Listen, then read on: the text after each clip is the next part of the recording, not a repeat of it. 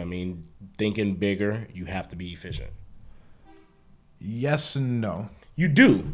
To think bigger, you have to be efficient in the smaller things. You can't think big and work towards being bigger if you're still spending a lot of time doing those small tasks. Oh, I guess that's efficiency. So that's what I mean by efficiency. Okay. You can't continue doing small shit to start doing big shit. No. You got to start to delegate some of that small shit so you can think big all you want to, but as long as you're doing small, low level end type shit, you will never be able to take action towards that because you're still caught back here. Exactly. It's like running with a goddamn sandbag on you. But that now you somewhat see into like why I operate the way I operate. Yeah. Because like this is what I'm always thinking about. Okay, how can we make it bigger? Mm-hmm. How can it provide more opportunity? And then how can it be more efficient? Yeah, I get that. Because then when we're more efficient, we have more net margins. When we have more net margins, everyone else gets paid more too. Yeah. You have more room available for bonuses. Like last year we paid out $72,000 in bonuses. That's great. In one company alone. That's great. But like we could have paid out more. How could we have been more efficient? Okay. Trying to think. I kind of wanted to move into Airbnb a little bit because one of the questions I'm noticing that I'm getting a lot of questions about Airbnb, and I did want to cover it a little bit more specifically, like the arbitrage model. And so if you guys don't really understand arbitrage, pretty much all you're doing is you're going to a homeowner and you're asking to be able to lease out a home and be able to sublease it from that point. So you essentially become the renter, and then as the renter, you go ahead and list it on Airbnb or VRBO or your direct booking site. And so that's why they consider like arbitrage or arbitraging kind of the space or subleasing at that point.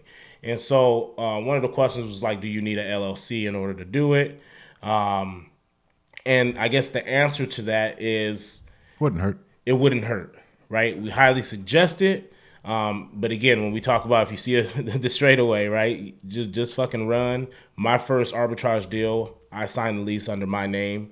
And then obviously, as you grow, you start to learn, and the next ones were all through a LLC, and that's because you want to be able to separate the two when it comes to any type of litigation. You want to be able, like your personal residences, anything that has to do with you. You don't necessarily want involved with your business stuff, and so you never plan for things to go south, and obviously you always hope that it never does. You know what I mean?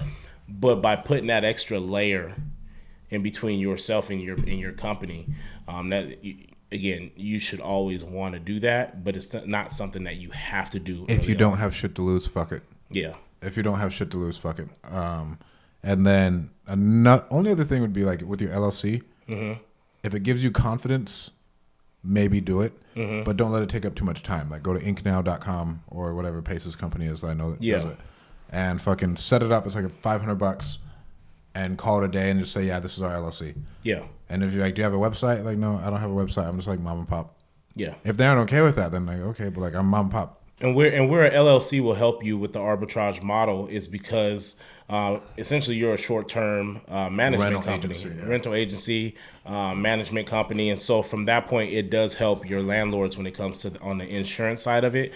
Again, I'm not a insurance specialist, so please talk to a professional when it comes to it. But essentially what you're looking to do when a homeowner is open to the idea of letting you sublease their home is you're positioning yourself as a property management company.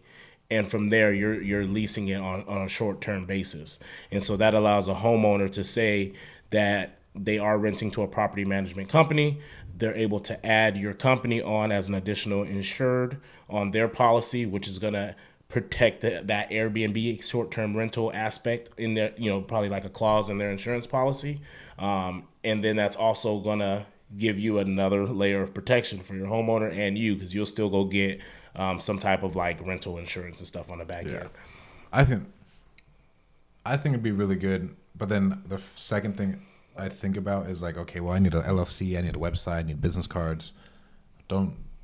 We can both agree, don't let that pull you astray. No, yeah. Don't let that pull you astray.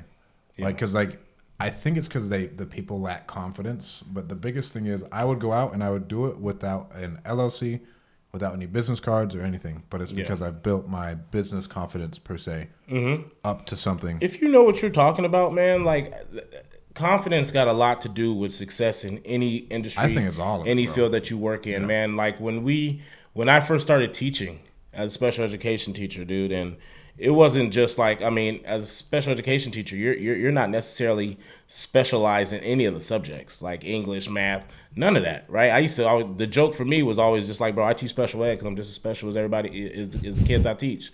You know what I mean? Yeah. And so the biggest thing is you just got to understand, you just got to put the time in, you just got to put the work in. Really, you know, I was looking at IEPs, you're writing so many of them. Were they perfect? No. You're asking questions. And as you started going through these meetings with the parents, you're going through the IEP, you know, and you're kind of explaining some of this stuff. And if you got stuck, you know what, I'm not 100% sure, like, I'll reach back out. Let me find out, and then I'll relay that message to you. People just like transparency. I don't know everything. I'm not going to sit here and portray that I know everything. But one thing that I can tell you is what I don't know, I will find out, and we'll figure it out together. And people fuck with that.